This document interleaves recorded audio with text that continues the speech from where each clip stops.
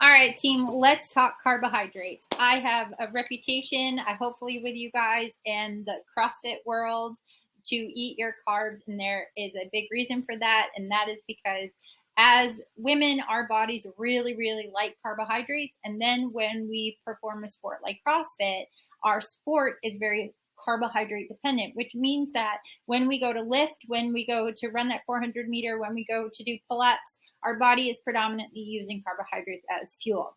It is also that a lot of us are trying to lose weight, right? And we have a tendency either to not eat before we train or to live low carb, because that is what a lot of current science or whatever, social media, whatever, has told us is what we need to do. But as women and women in CrossFit, that is the antithesis of what we need to do. So we're going to talk about how do you fuel your body for your sport while also making changes to your body composition.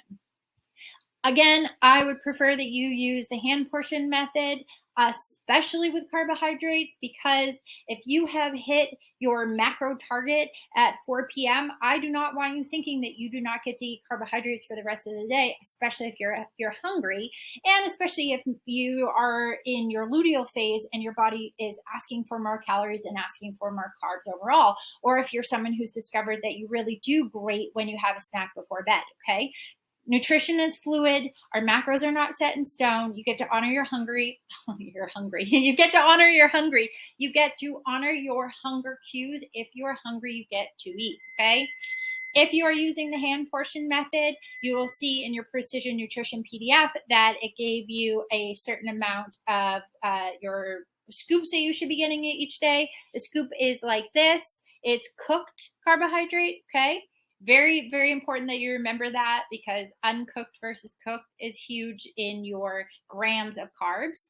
You do not have to put a bunch of oatmeal in your hand. It is just a guesstimate, team. Like, you can look at it and go, okay, I think that cup of oatmeal would comfortably fit in my hand. So that's going to be about 20 to 25 grams.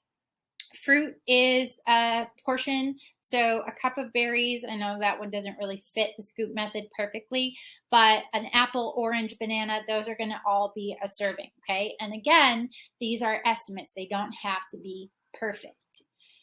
If you are going to track using MyFitnessPal or Chronometer, you need to pay attention when you enter in what you have eaten, especially if you go and weigh it cooked and then you accidentally pick the uncooked or vice versa, right? Because there's some big differences. A half a cup of uncooked rice is equal to about a cup of cooked rice. That's a 20-gram difference of carbohydrates. Doesn't seem like that much, but if we're trying to create a deficit and change over time, that 80 calories can add up. Okay, very, very important. Now, when I talked about protein, I told you that we are mindful of what we're eating and when. That goes for carbohydrates as well. And very, very important that I want you predominantly living off of whole foods because of how processed things are processed. So our bodies will easily digest some candy. We will get that really big sugar spike and insulin spike, right? And then 10, 15 minutes later, 30 minutes later, we're hungry again. That banana is going to serve you as, from a satiety standpoint, keeping you full and feeling good way longer than that candy, right? So from a deficit standpoint, I want to create that deficit easily and comfortably, and I want to have you feeling good and having maintained energy throughout the day, which means that I don't want those big sugar drops and spikes, and I don't want that insane hunger, right? Now, the caveat to that is we choose processed stuff around training because it digests easy. If you're going to train, you can have that oatmeal as long as it's going to digest in, 60 to 90 minutes and be available for fuel. If you're training a long time, I'm going to suggest some carbs during training, and then that is when that candy can come into play, right? Nutrition is not black and white. Nutrition is gray, finding the system that works for your bodies. But when you look at what you're currently eating, does it look like this picture, or does it look like a whole bunch of processed stuff, right? A bunch of stuff in packages.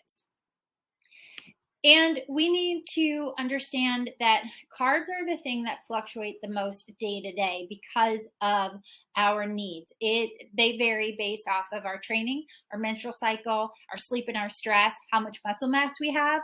So we have this cool thing, it's called glycogen. Our body has the capability to take carbohydrates, break them down, and store them in our muscles and our liver as glycogen. And then if I get up when I'm putzing around in the kitchen, my body has a storage form of fuel to help me move in the morning, right? Mostly uses fat as fuel, but it does use some carbohydrates. And then if I choose to go into training fasted, that's what my body is using predominantly in my fasted training is my glycogen stores, okay?